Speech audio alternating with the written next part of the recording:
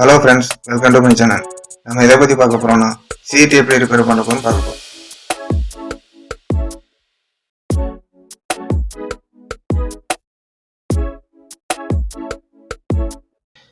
சீட்டை ரிப்பேர் பண்ண நிறைய டேஸ் இருக்குது ஃப்ரெண்ட்ஸ்.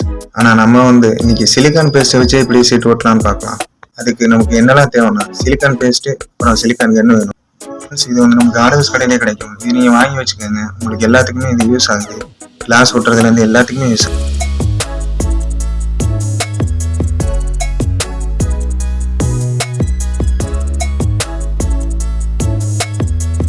ஃபர்ஸ்ட் நம்ம சீட்டு மேலே ஏறிக்கலாம். கொஞ்சம் சேஃப்டியாக இருங்க. அப்புறம் அந்த சீட்டெலாம் ஆங்கிளில் தான் ஜாயின் பண்ணிப்பாங்க. அதில் அந்த நட்டு இருக்கும். அந்த நட்டில் நீங்கள் ரவுண்டாக அந்த பேஸ்ட்டை நீங்கள் அப்ளை பண்ணணும்.